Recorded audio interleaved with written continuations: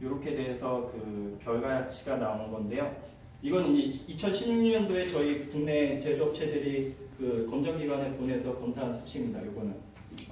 그래서 그 저희 배합사료 업체들이 원료가 수입이 되면 그 원료를 여기 검정기관에 보내가지고 얼마나 이 곰팡이 독소의 오염 수치가 얼마나 됐는지 그거를 이제 조사한 수치고요.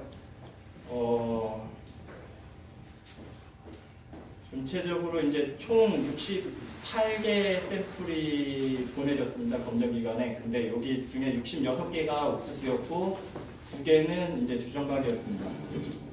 여기 연구 자료를 좀 찾아보면 자세한 설명이 있긴 한데 거기에 보면은 그 돔 같은 경우 특히 이제 양성률이 높게 나타났습니다. 저희 나라에 수입된 원료 중에 그 돔 같은 경우 96%의 양성률을 보였고 평균은 446, 그다음에 최저는 227, 최대치는 9113.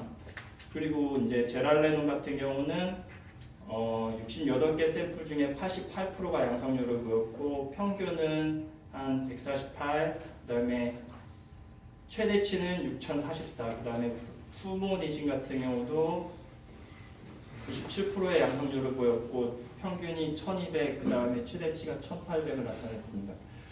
저희 나라에서 보면 그 사료 내 유해 물질의 범위 및 허용 기준이라고 사료관리법에 따라서 관리를 하고 있는데 거기에 따르면 이제 관리 대상의 주요 곰팡이 독소로는 여기 이제 좀 아플라톡신하고 오클라톡신만이 그렇게 관리가 되고 있습니다. 그리고 수치도 상당히 좀 낮게 관리가 되고 있고요.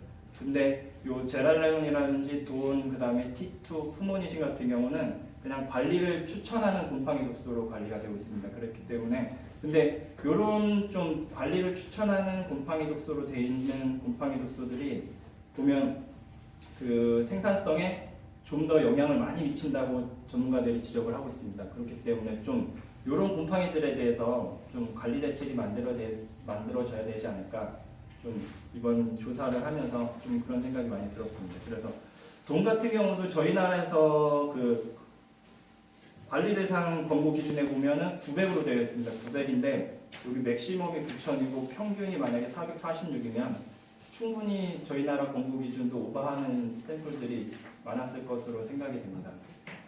그리고 저희 조사에서도 총 79건 중에서 9건 같은 경우는 그 권고 기준을 넘는 수치도 나타났기 때문에 이런 좀 전체적인 작년도 이렇게 조사했던 이런 수치랑 일맥상통하는 결과로 좀 동일한 패턴으로 나타난다고 할 수가 있겠습니다. 이 그 분석 결과에 대해서 좀 말씀을 드리겠습니다. 저희는 작년도 11월부터 11월 말까지 12월 초까지 해서 총 2차례 샘플을 조사를 했고 총 그때 샘플 수거된 개수는 79개 샘플이었습니다. 그래서 영양 성분하고 곰팡이 독소에 대해서 검사를 했는데 그 영양 성분 같은 경우는 제가 여기 별도 표로 안 만든 이유는 그 영양 성분 등록치의 그 수치랑 그 검사했던 수치랑 그 기준치에 다 들어왔었기 때문에 별도로 그 적합하다고 판단이 되었기 때문에 별도로 기재를 안 했습니다. 뭐 영양 성분이 문제가 있어서 뺀 건 아니고요. 적합하게 다 들어왔었기 때문에 여기에 별도로 기재는 안 했습니다. 그래서 저희 그 배합사료 업체들이 영양 성분 같은 경우는 잘 맞춰서 제조를 한다고 할 수 있을 것 같습니다. 그러면 이제 곰팡이 독소 부분에 대해서 좀 설명을 드리면 저희가 총 79개 샘플을 검사했고 곰팡이 독소 같은 경우는 이제 그 샘플 개수를 저희가 다 코드를 매겼는데 그럼 총 79개 코드가 매기는데 그 중에 곰팡이 독소가 하나라도 안 검출된 샘플은 없었습니다. 곰팡이 독소는 뭐 돈이 나오든지 제랄레논이 나오든지 푸모닛이 나오든지 뭐 기타 오클라톡신이라든지 여기 아플라톡신이 나오든지 간에 한 건은 다 검출이 됐습니다. 양성 수치가 들었습니다. 그렇기 때문에 좀 그런 좀 원료 선택이나 가공에 있어서 좀 더 대책이 필요하다고 생각했습니다. 자세히 좀 말씀을 드리면 돈 같은 경우 저희가 79개 샘플에서 78개가 검출이 됐습니다. 그래서 검출률은 99%가 되고요. 최저치는 10 이하가 하나가 있었고 평균이 한 536, 최고치는 5824 ppb를 나타냈습니다. 그리고 기준치 같은 경우 저희가 요게 이제 최소라고 보고 요게 한 중간치라고 보고 900 이상을 최고치라고 봤을 때 저희 나라 건보 기준으로 봤을 때 건보 기준 같은 경우를 오버하는 검출률도 9개가 검출이 됐습니다.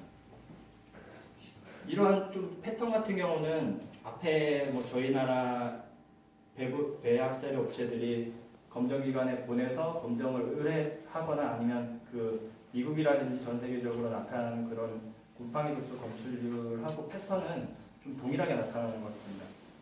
그 다음에 제랄레논 같은 경우는 한 57%의 검출률을 나타냈고 평균이 한 48, 그 다음에 최고치가 162를 나타냈습니다. 그다음 제랄레논 같은 경우는 저희가 이제 배합사료에서 100ppb를 이제 그 기준으로 삼고 있는데 여기 이제 검출이 들어갈 텐데 100 이상은 없었습니다. 저희가 조사한 것 중에. 그래서 요거 같은 경우는 저희 권고 기준에서 오버하는 건 없었고요. 그리고 뭐 푸모니신도 그렇고 오크라톡신도 그렇고 아플라톡신도 그렇고 기준치로 오버하는 건 없었습니다. 그 다음에 푸모니신 같은 경우도 검출률이 75%의 양성률을 보였고 평균이 한 440, 그 다음에 최고치가 4,873 ppb를 나타냈었습니다. 근데 전체적으로 요 보면 돈이라든지 제랄레논, 푸모니신 검출률이 높은데 요게 이제 그 푸사리움 균에 의해서 생성되는 주요 독소 중에 일부 독소들입니다. 근데 이런 독소들 같은 경우는 그 오돈에서 유사산이라든지 뭐 사료 섭취 감소, 유량 생산 감소 등을 일으키기 때문에 또 거기다가 면역자를 일으키기 때문에 만약에 백신을 놨을 때 항체가 저하라든지 질병에 대해서 좀 잘 방어를 못한다든지 이런 게 나타날 수 있기 때문에 농장의 생산성 저하라든지 생산기 상승에 크게 이제 작용을 하고 있는 곰팡이 독소로 알려져 있습니다. 그 다음에 여기 앞에 별도로 저희가 아까 조사했던 항목 중에 이제 T2가 있었는데 T2 같은 경우 기입을 안 하는 이유는 T2는 전체 샘플에서 검출이 하나도 없었습니다. 그렇기 때문에 별도로 제가 기입을 안 했습니다. T2 같은 경우는 아까 그 전 세계적으로 또 봐도 검출률은 많이 높게 안 나타나고 있었고 저희 그 검사 분석 결과에서도 안 나타나는 걸로 봐서는 그 사료 가공이라든지 원료에 있어서 수치가 많이 높지 않기 때문에 그런 원인이 아닌가 싶습니다. 그리고 요 양성률 같은 경우는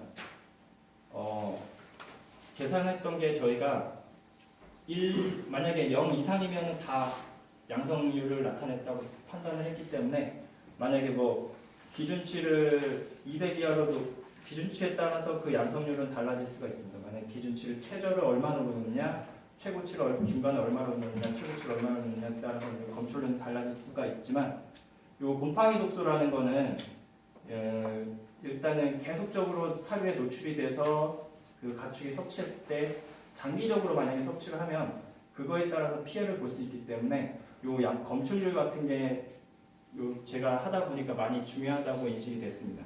뭐 수치가 얼마이냐 이런 게 중요한 게 아니라 일단은 검출이 됐고 그거에 대해서 얼마나 노출이 됐고 그리고 요 곰팡이 독소 같은 경우는 돈하고 제랄레논 같은 경우는 복합 작용을 하게 되면 그 피해 끼치는 영향이 그 뭐라 그러지 좀 부스팅 효과를 냅니다. 그 백신을 1차, 2차 났을 때, 2차 났을 때 좀 부스팅 효과를 내는 것처럼 좀 그런 효과가 있기 때문에 요 곰팡이 독소들이 검출률이 상당하다는 거는 그 가축한테 그만큼 피해를 줄 수 있다고 좀 추정을 해볼 수가 있습니다.